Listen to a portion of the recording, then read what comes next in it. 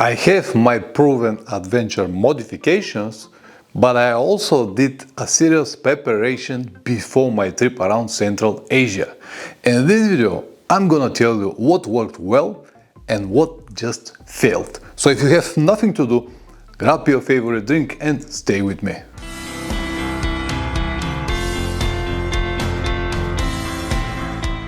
Welcome back, guys. Adventure modifications are necessary, but how much is too much? When is the right moment to stop buying and start riding? This is the answer that I'm going to give you in this video. I know that many won't listen, but for those who do, they will benefit from it. In the end, it is your motorcycle and your trip. Do whatever you like, but keep in mind that all the consequences will also be yours. The topic of this video was provoked from a few modified motorcycles that I saw on the road. All of them had way too much useless stuff without focusing on real needs. These real needs you discover after a few long trips, or at least one made in hard terrain. 20 years ago, I was riding dirt bikes a lot, and one of the experienced riders always said that the forest will take the unnecessary things from your motorcycle. It is more or less the same with the long trips. What is not meant to be there will go easy. Alright, enough rambling, let's now start with the practical part and show you what works and what doesn't.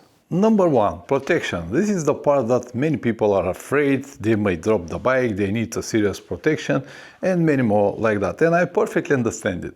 But a set of good handguards will protect your brake and clutch lever if you drop the motorcycle on the ground. Because in 90% of the cases, maybe 95% of the cases, if you drop the motorcycle, the handlebar will hit the ground. As an extra security level of protection, absolutely free of charge, you can cut the end of your levers, clutch and brake, and this will make the braking of these levers almost impossible, especially if you have handguards. A serious bashplate will be needed. Usually the stock works, but not always, especially if you plan many off-road trips on hard terrain, big rocks and stuff like that. It is good to have something more solid. Ideally, it will come with protection for the linkage. This is important because you might destroy it on the rocks. Headlight protection. Priceless. It costs only a couple of dollars, but might protect your headlight that will usually cost more than $500, $600, $700, $800. Chain guide, again not so expensive, but will protect a branch to go between the chain and sprocket and actually remove the chain from the sprockets while you ride. This will be a pain in the ass to put it back. Small or flexible indicators, something that is slimmer than your motorcycle and you're not gonna break them every time when you fell down. The model that I have is from Hammerlets. Fantastic feature. I'm very happy with these indicators. They are pricey, but in my opinion they cost every dollar. Engine guards or crash guards if necessary. As you can see, this Ténéré 700 is very slim and does not really need engine guards or crash guards, because if it's go on the ground, it's never actually touched the plastic. I dropped it many times and never ever got any problems with the plastics. But every motorcycle is different and your model might require a serious crash guards. Think about it, but don't put them before you're sure that they're really needed. You can see once again how slim the profile is. If I have the crash guards, they will stay up to here and they will add a significant weight on the upper part of my motorcycle. And this actually is very noticeable when you ride it, especially on a slow speed when you need to do some maneuvers and many more like this. Radiator guards. The original that I have are brilliant. They let enough air flow and never had any problems with it. I never need to clean my radiator from mud, from stones or anything like that. If you choose some aftermarket versions made from aluminum, a laser cut or something like that, they might be problematic and they might stop a big portion of the airflow that goes to your radiator. Just be careful. Water pump protection might be needed. As you can see on my model, it's there on the side and it is on the risky part. That's why I have this extra protection here. I have seen a lot of engine cover protectors made from plastic or rubber. I don't use this stuff. I don't think that they are necessary. They might prevent some problems in very specific situations, but they also might help your engine to overheat. That's why I don't need them. If you want some kind of protection of the swing arm, plastic here to protect it in good condition, especially if you plan to sell the motorcycle after that, I'll perfectly understand it. This protection here I've got because if you don't have it, your boots will actually scratch the frame and remove the paint very quickly after a couple of months. High fender is something that I don't like at all. I don't think that it matches with the design of big adventure motorcycles, but I know that many of you love it. Just be careful with the model, because some of the models will again block a big portion of the airflow that goes to your radiator. Also, they will let a lot of mud and water actually spraying the engine all the time, and might be a problem after a few years.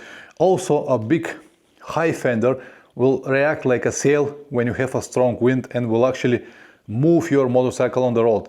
For me, a better decision is always to lift your low fender with a couple of centimeters if possible, like this Ténéré have this option here. If you don't have it, you can always make a custom brackets to lift the fender a little bit and have the necessary gap to ride in a normal mud. In a very, very muddy condition, it's gonna be different story, but I can always remove the fender.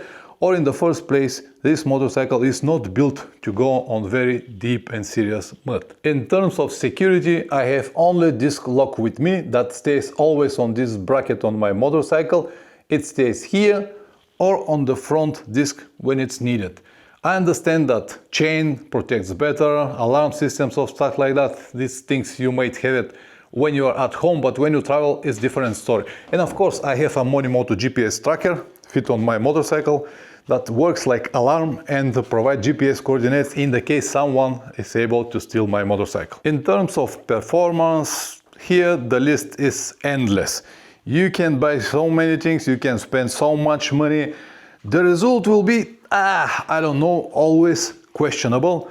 Everything that I have is open air filter. I actually have K&N filter, and I also have a pre-filter on the top of the K&N filter. I washed it just a few days ago and see it how dirty it is again. So pre-filter is a good option, especially if you have an open filter like K&N, because K&N does not protect so well as the stock paper filter. But this addition here helps a lot, because everything that I need to clean now is just the pre-filter. It is already proven by many kilometers, works absolutely fantastic. I still have my catalytic converter and the whole generation. The only thing that I changed is the muffler. It gives me the peace of mind that I'm not gonna bend this bracket that usually damage the swing arm. That's why I have this high exhaust. I don't like very much the design, but it's very practical and works without any problems for more than 70,000–80,000 kilometers so far. I didn't want to change the whole generation to have a different lambda sensors, remapping and all stuff like that. I don't want to play with all of these things, because it is not worth it, my opinion. Yes, it will give me maybe 5 or 6 horsepower and a little bit more power on the low RPMs, but in terms of longevity, I don't want to play with these things and prefer to keep my motorcycle as stock as possible. I perfectly understand people who prefer to make this conversion. My friend Plamen also did it, but keep in mind that it has to be done properly with a proper specialist. You need a proper remapping, otherwise the motorcycle will never work properly. And also, as I said, you risk a lot to damage it in long term. And also be ready for a serious investments, because if you want to change the generation, to do remapping and stuff like that, we're talking about more than 1,500 euros, maybe even more, depends on the generation. If you decided to have a Krapovic, for example, only the pipes and the muffler will be almost 2,000 euros. When you include the remapping, man, it's going higher and higher and higher. And in the end, will all of this help you to have a better trip? I don't think so. Yes, you will feel it better here and there, but the motorcycle is not important. What you're gonna see, people that you're gonna meet, and the experience that you will have, this is what matters. Next one, suspension. This is very critical part as well. It cannot be done that easy. If you start playing with forks and shock absorber, changing different options and springs and stuff like that, you might make it completely wrong. What is very important is your suck. without having a proper springs on your shock absorber and in your forks to match the way that you have, your personal weight with gear, you're not gonna have any big results. It is actually pointless to play with all of these clicks here, compression and rebound, before you set your sack. Motorcycle suspension is something very important and also something very complicated. Not many people understand from it, and you can spend so much money and be disappointed. That's why focus on something that you understand with minimum investment to help you go through all of your trips. Navigation. This is the part where there will be so many different opinions. As usual, I will stick with my paper maps that I keep here on my tank bag, always ready to show me the road, everything that I need.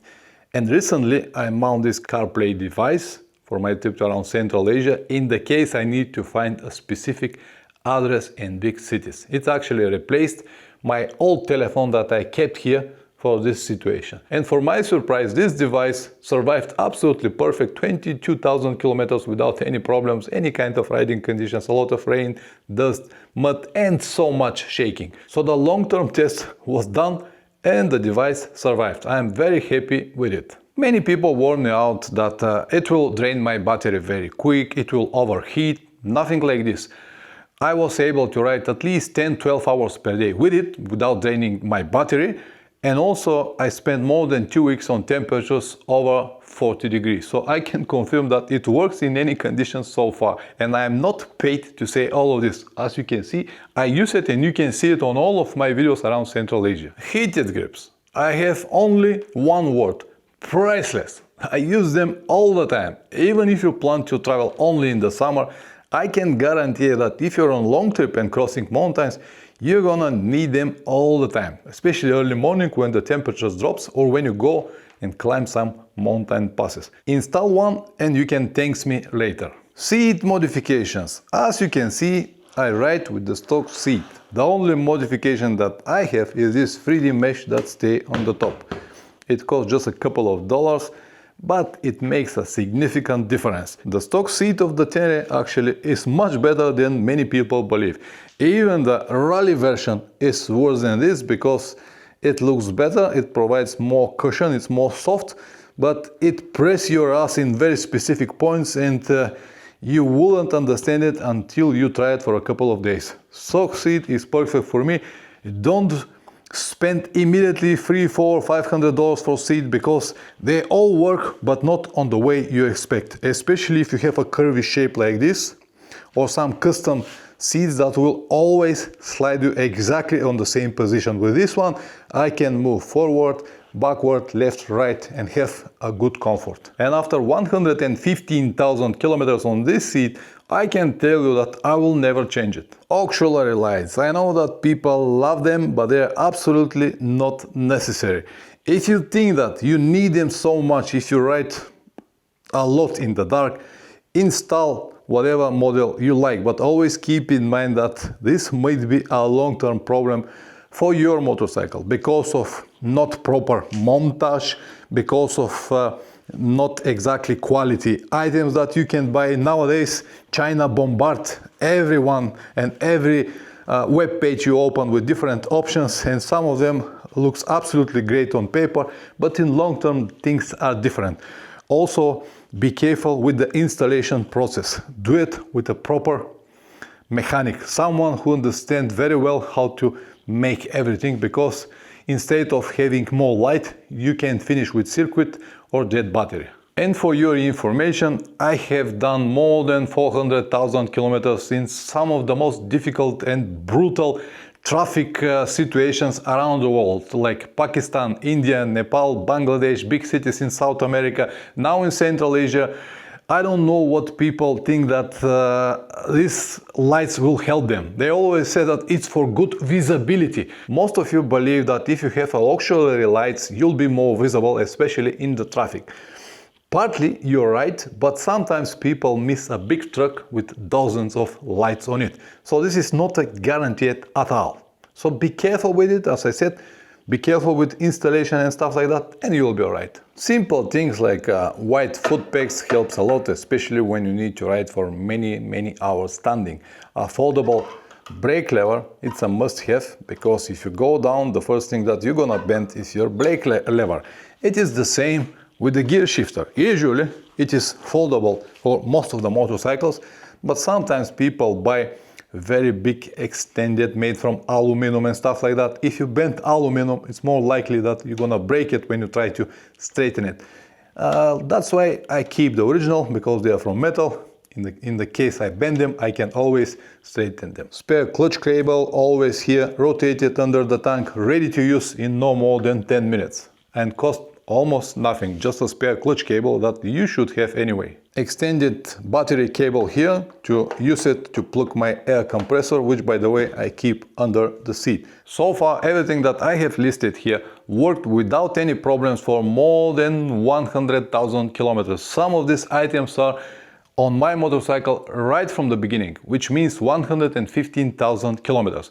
But of course, sometimes I also make mistakes, and I made it with this tail that I bought from Ertech. It looks like a fantastic option because it extends the tail a little bit and provide different angles, this one and the one that I wanted like this. But it does not really work in practice. After 22,000 kilometers, you can see the condition.